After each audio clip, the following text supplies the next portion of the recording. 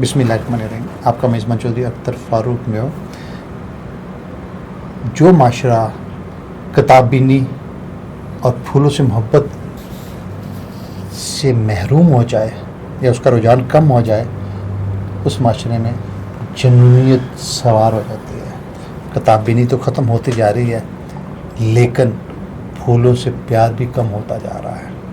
ہماری یہ خواہش ہے ہم یہاں سے لوگوں کو اس طرف راغب کریں کہ آپ جس بھی حیثیت میں ہیں، جتنی جگہ ہے، 1.5 مرلے ہے، مرلہ ہے، 10 مرلے ہیں، جتنی بھی ہے، گھر میں ایک گملہ رکھنے کی جگہ ہے تو وہاں پر کم از کم ایک پودا ضرور لگا لیں.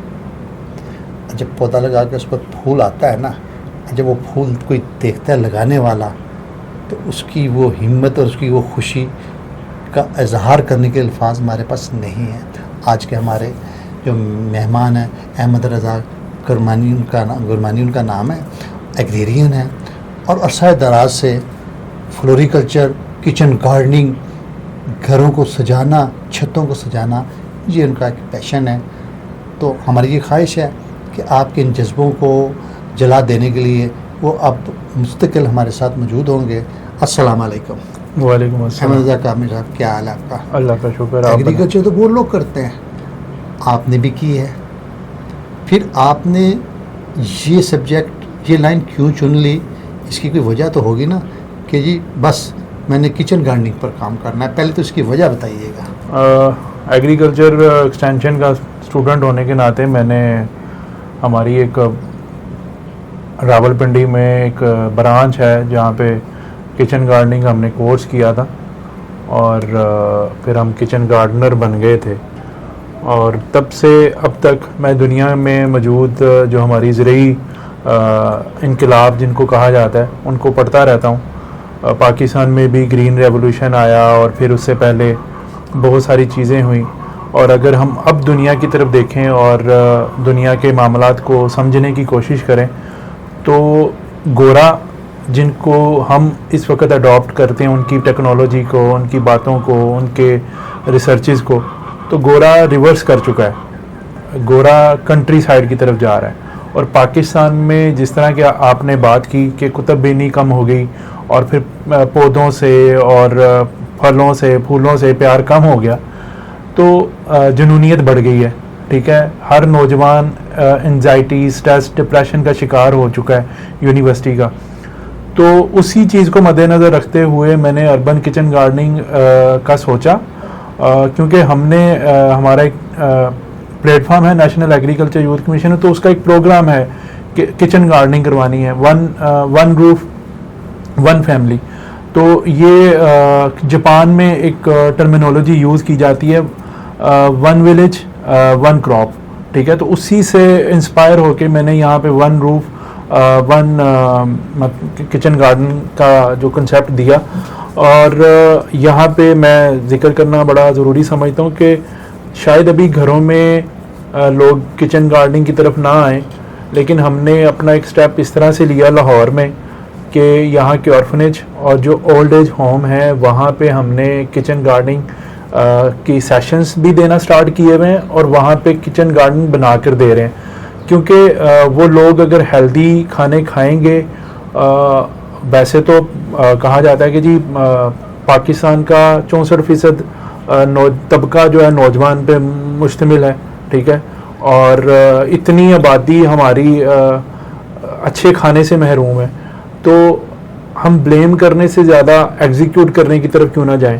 تو یہی ایک شمع بنی کہ جی ہم صرف بلیم گیم نہ کریں، ہم صرف گورنمنٹ کو برا بلا نہ کہیں، ہم اداروں کو برا بلا نہ کہیں، اپنی ایک شمع جلا دیں اور اپنا ایک قدم اٹھا دیں اور چل پڑیں، تاکہ اگر آج میں ہیلدی فوڈ کھا رہا ہوں گا تو کل میری نسل بھی کھائے گی اور میرے معاشرے کے لوگ بھی کھائیں گے. جی احمد گرمانی بھائی، آپ نے بہت اچھی بات کی تھی. ناظرین، میں ابھی آپ کو بتا دوں، میں نے کچن گارڈننگ کے حوالے سے 1 سال کا ڈپلوما کیا، اور پورے اس کو شوقیہ ابھی تک میں چلا رہا ہوں. مطلب اس میں نے کوئی پروفیشنل کہیں پر نہیں کچھ کیا، لیکن وہ اس کے لیے میں ہر جگہ پر، اور مجھے وہ لوگ بہت اچھے لگتے ہیں کہ جو پھولوں سے پیار کرتے ہیں اور اپنے گھروں کو سجاتے ہیں. آپ نے یہ بات کی بڑی اچھی لگی مجھے، لیکن کیا میرے معاشرے میں ایسے لوگوں کی کمی ہے کہ جن میں وسائل بھی ہے، سب کچھ ہے، اور میں اس کام کو کرنے کے لیے جو میں نے آپ سے اگلا سوال کرنا صرف ایک دلیل دینا چاہوں گا، اور وہ دلیل یہ ہے کہ ہم جو گھروں میں سبزیاں جب جو سبزیاں کھاتے ہیں نا، وہ بازار کی سپرے والی ہوتی ہیں جی، اور پھر وہ سپرے ہوتا ہے، وہ سپرے بھی نہیں ہوتا، وہ دیہاتی آبادی کے شہری آبادی کی جو قریب جو رقبے ہیں نا، اس میں گندے نالیوں کا پانی لگتا ہے، وہ سوائے زہر کی کچھ نہیں ہوتا، اور بڑی لشکرین ہوتی ہے، اور ہم بڑی خوشی سے کھاتے ہیں. ہم خوشی سے اپنی نسل کو، زندہ نسل کو زہر آلود سبزیاں کھلا رہے ہیں. آپ یہ ذہن میں رکھیے گا کہ آپ نے کچن گارڈننگ کی ہے، سبزیاں اگائی ہیں، تو صرف اتنا ہوگا کہ آپ تھوڑا سا زہر سے بچ جائیں گے. ایک پہلا سٹیپ ہے، یہ انکم نہیں ہے. اور اس کی جو سب سے بڑی بات جو احمد گرانی صاحب نے کر دی تھی کہ آپ مصروف ہو جائیں گے، آپ اس ٹینشن سے نکل جائیں گے اور بہت اچھا وقت گزرے گا. جی احمد بھائی، اس اینگل سے میرے ناظرین کو ذرا بتائیے گا کہ کچن گارڈننگ میں جب آتا ہے پھول بھی آتے ہیں، پودے بھی آتے ہیں، سارا کچھ آتا ہے، لیکن آج آپ ذرا اس حوالے سے جو میں نے بات کی ہے ذرا تھوڑی سی وضاحت سے بیان کر دیں. میرے ناظرین بڑی مہربانی ہے. اچھا، میں اپنے مختلف سیشنز میں یونیورسٹیز میں یا کہیں پہ بھی جاتا ہوں تو میں پوچھتا ہوں کہ جی آپ نے ناشتہ کیا؟ جتنے بھی حاضرین ہوتے ہیں، مطلب ایک ایگزامپل کے طور پہ میں آپ کو بتاتا ہوں کہ ایک ایونٹ تھا UMT میں نام بھی لے رہا ہوں، اور تقریباً میں اس ایونٹ میں پہنچا تھا 1:15 بجے، اور میری تقریباً جو اسپیچ تھی وہ تقریباً 4 بجے کے قریب تھی.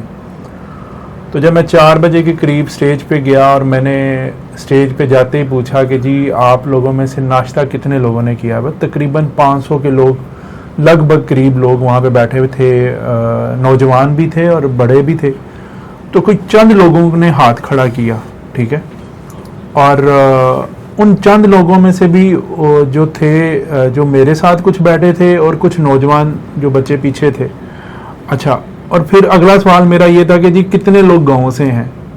تقریباً 500 لوگوں میں سے کوئی 4-6 لوگوں نے ہاتھ اٹھایا، اور کافی لوگوں کو میں خود جانتا تھا تو انہوں نے ہاتھ ہی نہیں اٹھایا. وہ صرف اس لیے کہ ہمیں آلریڈی نا ایک کمپلیکس آ چکا ہے کہ اگر ہم خود کو کہیں باہر جا کے کسی یونیورسٹی میں کسی جگہ پہ گاؤں والا کہیں گے تو لوگ ہمیں پتہ نہیں کیا کہیں گے، ٹھیک ہے، اور ناشتہ نہ کرنا بھی ایک فیشن بن چکا ہے.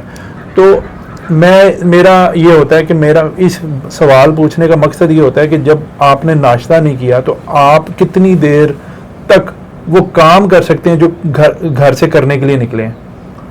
1 گھنٹہ، 2 گھنٹہ، 3 گھنٹہ، حد 4 گھنٹہ آپ ایگزاسٹ ہو جائیں گے، آپ کی انرجی ختم ہو جائے گی. اور ابھی ہم وہ بات نہیں کر رہے ہیں کہ آپ اپنے کچن گارڈن سے اتار کے کھائیں کوئی چیز، نہیں.